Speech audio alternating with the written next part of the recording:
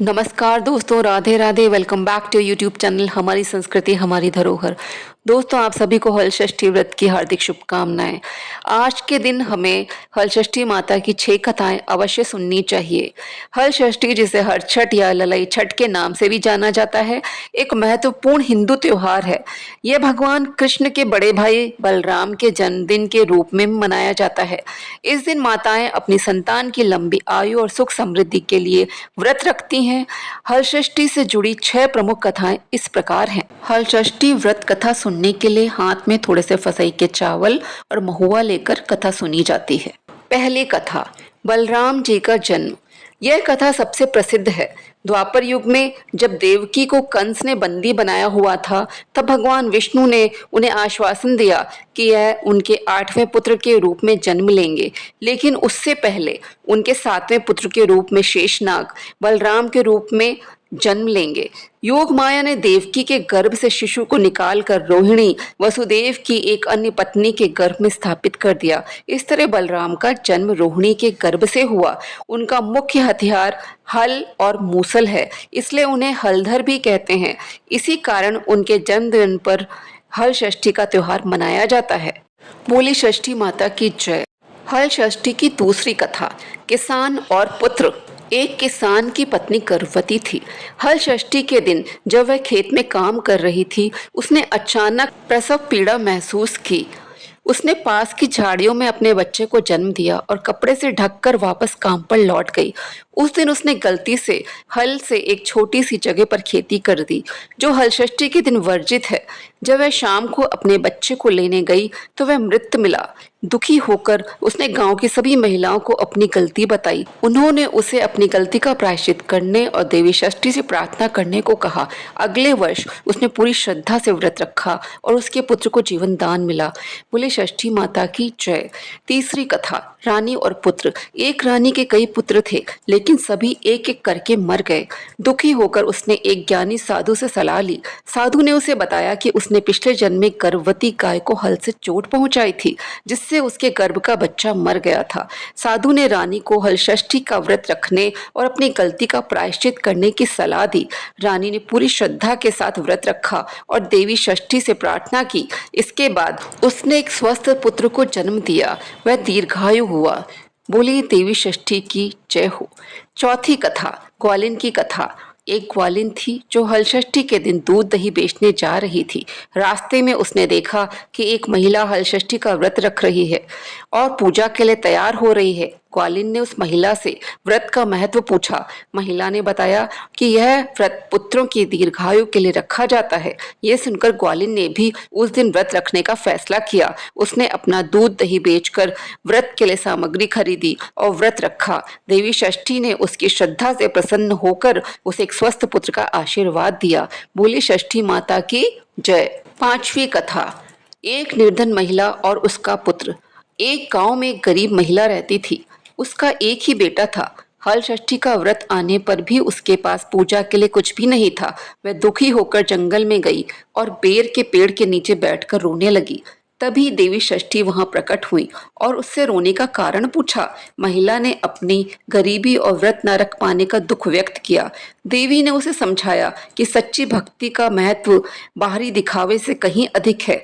उन्होंने उसे पेड़ के पत्तों और फूलों से पूजा करने को कहा। महिला ने ऐसा ही किया और देवी के आशीर्वाद से उसका पुत्र दीर्घायु और समृद्ध हुआ। बोले षष्ठी माता की जय। छठी कथा, एक नगर में 2 स्त्रियां रहती थीं।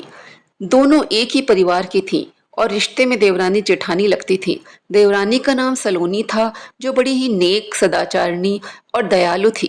जेठानी का नाम तारा था। वह स्वभाव से बड़ी ही दुष्ट थी। एक बार दोनों ने हल छठ का व्रत किया।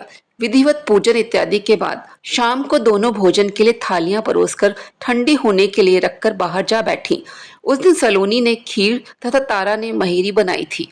अचानक 2 कुत्ते उनके घर में घुसे और भोजन खाने लगे। अंदर से चप चप की आवाज आई तो दोनों अपने अपने कक्ष के भीतर जाकर देखने लगी। सलोनी ने कुत्ते को खीर खाते देखा तो कुछ नहीं बोली और बर्तन में बची हुई बाकी खीर भी उसके आगे डाल दी। लेकिन तारा थाली में मुंह मारते कुत्ते को देखते ही आग बबूला हो गई। उसने कमरे का द्वार बंद किया और फिर डंडा लेकर कुत्ते को इतना मारा कि उसकी कमर ही तोड़ डाली। कुत्ता अधमरा होकर जैसे तैसे जान बचाकर वहां से भागा। दोनों कुत्ते जब बाहर निकले तो एक दूसरे को देखकर हालचाल पूछने लगे। जो कुत्ता सलोनी के यहाँ गया था बोला, मैं जिसके कक्ष में गया था वह स्त्री तो बहुत भली है। मुझे खीर खाते देखकर भी उसने कुछ नहीं कहा, बल्कि बर्तन में खीर खत्म हो जाने के बाद उसने उसमें और खीर डाल दी ताकि मैं भरपेट खाना खा सकूं। उसने तो मेरी आत्मा ऐसी तृप्त की कि मैं उसे बार बार आशीर्वाद दे रहा हूँ। मेरी तो ईश्वर से यही कामना है कि मरने के बाद मैं उसी का पुत्र बनूं और जीवन भर उसकी सेवा करके इस ऋण को चुकाता रहूं। जिस प्रकार उसने मेरी आत्मा को तृप्त किया है, उसी प्रकार मैं उसकी आत्मा को तृप्त और प्रसन्न करता रहूं। अब तुम बताओ, तुम्हारे साथ क्या बीती? लगता है तुम्हारी तो वहां पे खूब पिटाई हुई है। दूसरा कुत्ता बड़े ही दुखी स्वर में बोला, तुम्हारा अनुमान ठीक है भाई। आज से पहले मेरी ऐसी दुर्गति कभी नहीं हुई थी। पहले तो थाली में मुंह मारते ही सारा जबड़ा हिल गया। फिर भी भूख से परेशान होकर मैंने 2-4 कौर सटके ही थे कि वह दुष्ट आ गई और कमरा बंद करके डंडे से उसने मुझे इतना मारा कि मेरी कमर ही तोड़ डाली। मैं तो ईश्वर से यही निवेदन करता हूँ कि अगले जन्म में मैं उसका पुत्र बनकर उससे बदला चुकाऊं। जैसे उसने मार मार कर मेरी कमर तोड़ी है, वैसे ही भीतरी मार से मैं भी उसका हृदय और कमर तोड़ डालूं। कहते हैं बेजुबान की बद्दुआ बहुत बुरी होती है। इसे दैवयोग ही कहा जाएगा कि दूसरा कुत्ता शीघ्र ही मर गया और मरकर उसने तारा के घर में ही पुत्र रूप में जन्म लिया। पुत्र रत्न पाकर तारा बहुत प्रसन्न हुई। पुत्र को लेकर उसने अपने मन में बड़े बड़े मंसूबे बांध लिए। मगर दूसरे दिन ही जब घर घर में हल षष्ठी का पूजन हो रहा था, वह लड़का मर गया। तारा की तो जैसे दुनिया ही उजड़ गई। वह दहाड़े मार मार कर रोने लगी, मगर किया क्या जा सकता था। जैसे तैसे उसने अपने सीने पर सब्र का पत्थर रख लिया। फिर तो हर वर्ष उसके लड़का होता और हल षष्ठी के दिन मर जाता। जब 3-4 बार ऐसा ही हुआ तो तारा को इस पर कुछ संदेह हुआ कि आखिर मेरा लड़का हल षष्ठी को ही क्यों मरता है। फिर एक रात सपने में उसे वही कुत्ता दिखाई दिया। उसने कहा, मैं ही बार बार तेरा पुत्र होकर मृत्यु को प्राप्त हो रहा हूँ। तूने मेरे साथ जो व्यवहार किया था, मैं उसी का बदला चुका रहा हूँ। तारा बहुत दुखी हुई और उसने अपने किए का प्रायश्चित करने का उपाय पूछा। तब उस कुत्ते ने बताया, अब से हल छठ के व्रत में हल से जुता हुआ अन्न तथा गाय का दूध दही न खाना, होली की भुनी हुई बाल तथा होली की धूल आदि हलछठ पूजा में चढ़ाना, तब कहीं मैं तेरे घर में आकर जीवित रहूंगा। पूजा के समय यदि तारक गण छिटके तो तू समझना कि अब मैं यहाँ जीवित रहूंगा। तारा ने वैसा ही किया और इस हल षष्ठी के व्रत के प्रभाव से उसकी संतान जीने लगी। तभी से संतान कामना और सुख सौभाग्य के लिए ये व्रत किया जाता है। बोली षष्ठी माता की जय।